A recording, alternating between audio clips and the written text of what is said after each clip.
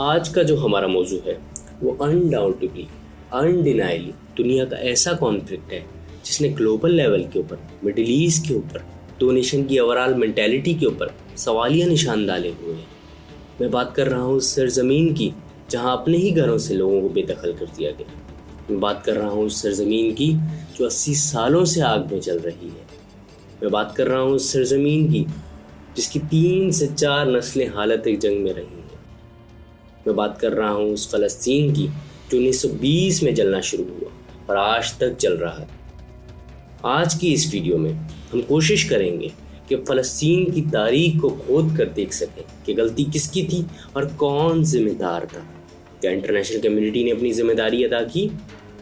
क्या इसराइल या जूस जिन्होंने अरब हार्टलैंड में अपने लिए एक नई ज़मीन का ख्वाब देखा, क्या उनका ये ख्वाब अरबों की ज़मीन के ऊपर कब्जा करना था? क्या एक जायज़ ख्वाब था? हम इस वीडियो में उन सारे सवालात के जवाब देंगे।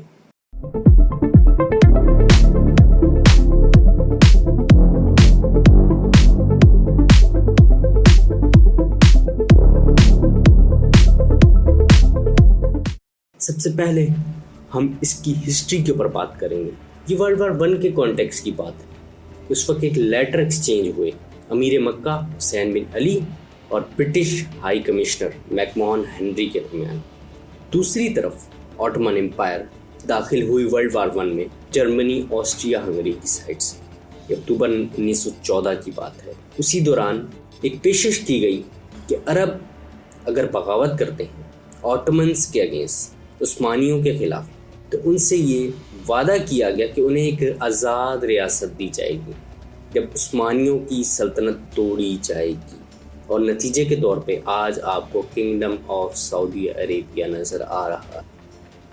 काउंसिल ऑन फॉरेन रिलेशन के मुताबिक एक लेटर में मैकमोहन ने ये बयान किया कि फ़लस्तीन हिस्सा होगा इस आज़ाद रियासत का जो उस्मानियों की सल्तनत के बाद बनाने का वादा किया गया था, जो आज के वक्त में किंगडम ऑफ सऊदी अरेबिया है। ये सरजमीन उस्मानियों के खिलाफ बगावत की वजह से मिली। वर्ल्ड वार 1 एंड होती है और उसके बाद बॉर्डर की मार्किंग की जाती है और इस डीमार्क का नाम रखा जाता है माइनर एशिया एग्रीमेंट, या फिर इसको साइक्स पिकेट एग्रीमेंट भी कहा जाता है। फ्रांस और ब्रिटेन ने बुनियादी तौर पर ये किया था एग्रीमेंट, और जिसे आप देख सकते हैं कि उन्होंने कैटेगराइज फॉर्म में इसको अपने दरमियान डिस्ट्रीब्यूट किया, जिसमें A zone, B zone, red zone, blue zone, मुख्तलिफ जोन बनाए। उन्होंने तकसीम किया था ब्रिटिश और फ्रांस के दरमियान, जैसा कि इस नक्शे में बयान किया गया है। और ये जो तकसीम थी इंटरेस्टिंगली इसलिए है क्योंकि जब 3-4 साल पहले दाइश ने मिडल ईस्ट में क्लीन स्वीप किया और अपनी अमामत खड़ी कर दी, तो उस वक्त उन्होंने कहा कि हम माइनर एशिया एग्रीमेंट या फिर साइक्स पिकेट एग्रीमेंट को दफन करें।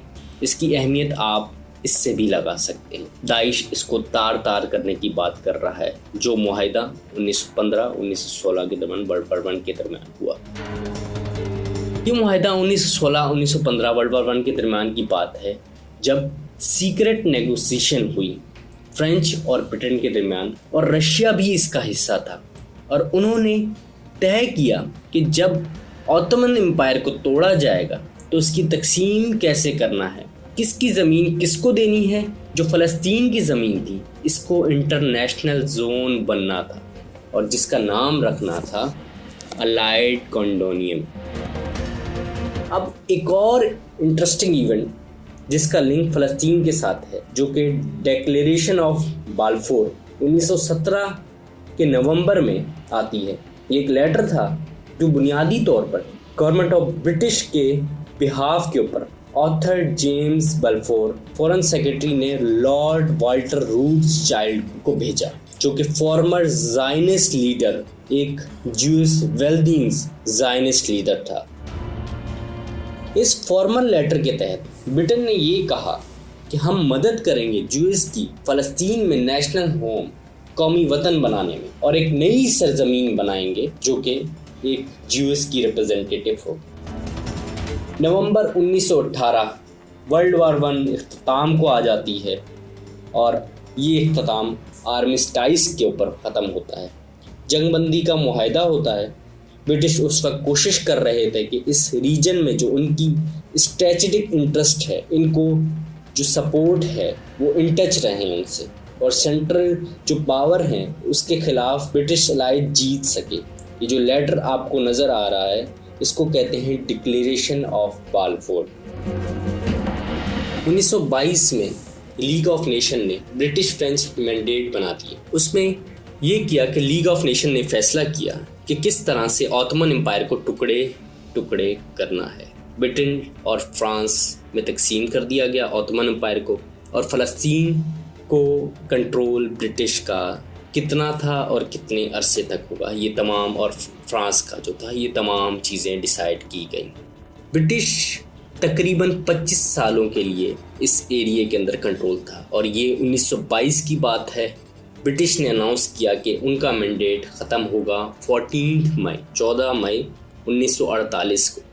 और मज़े की बात, इसी दिन इसराइल ने डिक्लेयर कराया अपने आप को खुद एक आज़ाद रियासत।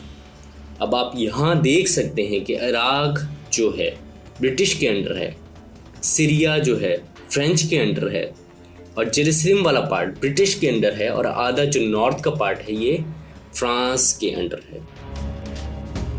ज़्यादातर उस वक्त का फ़लस्तीन का हिस्सा ब्रिटिश के अंडर था। आज उसके बाद असल कॉन्टेक्स्ट इमिग्रेशन का शुरू होता है। 1920 में इमिग्रेशन शुरू हो जाती है, ज्यूइश मुंतकिल होना शुरू हो जाते हैं फ़लस्तीन की सरजमीन के ऊपर, और 1930 में ज़्यादा इमिग्रेशन शुरू हो जाती है। दोनों साइड से क्लैशेस शुरू होते हैं, मिलिट्री ग्रुप्स आपस में एक्ट ऑफ वायलेंस क्रिएट करते हैं, दोनों तरफ से बहुत ज़्यादा अपोजिशन होती है, और ब्रिटिश फोर्सेस के खिलाफ भी टारगेट होना शुरू हो जाते हैं। और मज़े की बात, ये दोनों तरफ से टारगेट किए जाते हैं, मतलब यहूदी और फ़लस्तीनी दोनों हमला करते हैं। वहाँ के अरब जो कि फ़लस्तीनी हैं बुनियादी तौर पर, तो वो अरब हैं, चाहे वो अभी के हों या उस्मानी दौर के, क्योंकि वो अब्बाई हैं, वहाँ के लोग। उनमें शदीद गम और गुस्सा इमिग्रेंट्स के लिए पाया जा रहा था। उसी दौरान फ़लस्तीन का एक मिलिटेंट लीडर मारा जाता है और नेशनल अपराइजिंग शुरू आती है जो तकरीबन 3 साल तक चलती है। उसके बाद ये हुआ कि ब्रिटिश एक पील कमीशन बनाता है जो कि पहले अपराइजिंग के नतीजे में लाया गया था, और इस पील कमीशन में ये बात की जाती है कि यूएस इमिग्रेंट की जो लैंड परचेजिंग हो रही है फ़लस्तीन में, इसको लिमिट किया जाएगा। और इसके बाद 1939 के बाद काफ़ी कंट्रोल लगा दिया गया और लैंड परचेज के ऊपर रिस्ट्रिक्शन लगा दी गई। ये मामला कुछ ऐसे ही है जो इंडिया ने आर्टिकल 370 और 35 को ख़त्म करने के बाद डेमोग्राफिक ट्रांजिशन कर रहा है। यही काम इसराइल ने उस वक्त शुरू किया और अब तक जारी है। पहली दफ़ा पार्टीशन प्लान दिया गया और ब्रिटिश ने नेशन ऑफ लीग को या लीग ऑफ नेशन को इन्वॉल्व कर लिया, लेकिन कोई नतीजा नहीं निकला।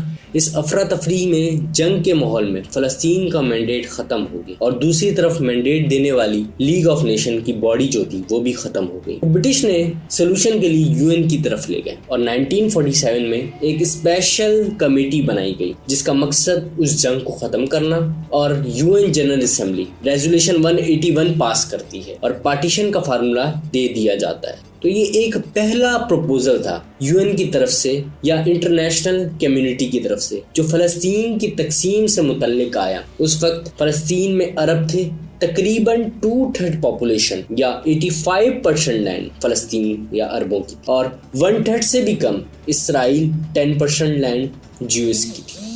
लेकिन दूसरी तरफ पार्टीशन प्लान में 56% ज्यूइश स्टेट मैंडेटरी फ़लस्तीन यानी वो लैंड फ़लस्तीन की जो लीग ऑफ नेशन ने ब्रिटिश को दी थी। अब आपके सामने वो मैप है जो यूनाइटेड नेशन जनरल असेंबली ने पेश किया, जिसके अंदर येलो पार्ट अरब स्टेट और ऑरेंज पार्ट ज्यूइश स्टेट दिखाया गया है। ये मैप 181 रेजोल्यूशन के फार्मूले के तहत है।